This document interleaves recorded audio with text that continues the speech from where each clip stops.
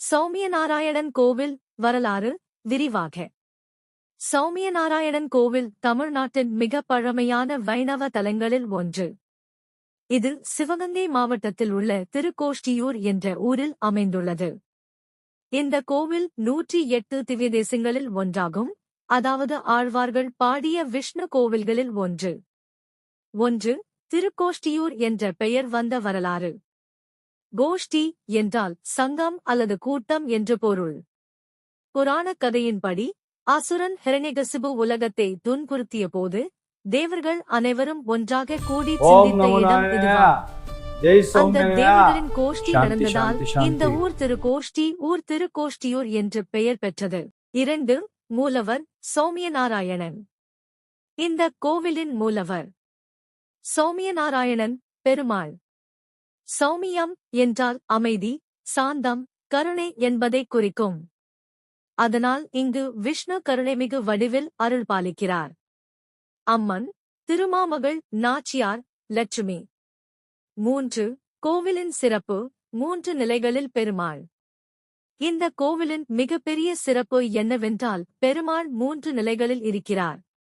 கிடந்த திருக்கோலம், நின்ற திருக்கோலம், இருந்த திருக்கோலம். இவை விஷ்ணுவின் பல்வேறு தெய்வீக நிலைகளை குறிக்கிறது. 4. ராமானுஜர் சம்பந்தமான முக்கிய வரலாறு. இந்த கோவில் ராமானுஜர் அவர்களுடன் மிகவும் தொடர்புடையது. வரலாறு. ராமானுஜர் அஷ்டாக்ஷர மந்திரம் ஓம் நமோ நாராயணாய கற்றுக்கொள்ள வந்தார். அதை அவருக்கு கற்றுக் கொடுத்தவர் திருக்கோஷ்டியூர் நம்பி. நம்பி சொன்னார், இந்த மந்திரத்தை யாரிடமும் சொல்லக்கூடாது. ஆனால் ராமானுஜர் என்ன செய்தார்? கோவிலின் கோபுரம் மீது ஏறி ஊரிலிருந்த அனைவரையும் கூப்பிட்டு அந்த மந்திரத்தை அனைவருக்கும் சொன்னார்.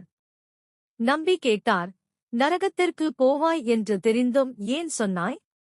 அதற்கு ராமானுஜர், நான் ஒருவன் நரகத்திற்கு போனாலும் பரவாயில்லை, 1000 பேர் மோட்சம் பெறுவார்கள்.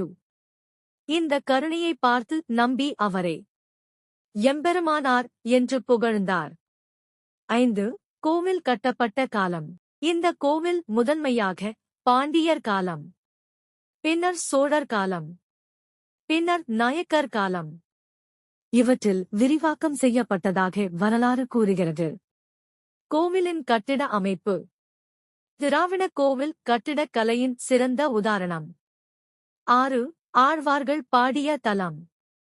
இந்த கோவில் குறித்து பாடியவர்கள் பெரியாழ்வார், திருமங்கையாழ்வார், பேயாழ்வார், பூதத்தாழ்வார்.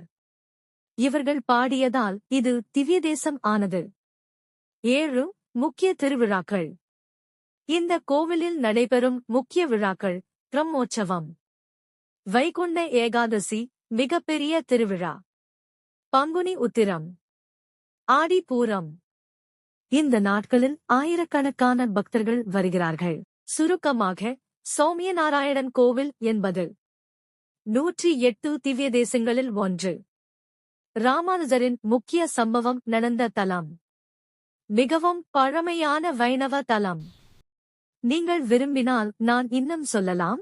திருக்கோஷ்டியூர் கோவிலின் 10 அரிய ரகசியங்கள். இந்த கோவிலின் கட்டிட அமைப்பு விளக்கம். ராமானுஜர் சம்பவத்தின் முழு கதை.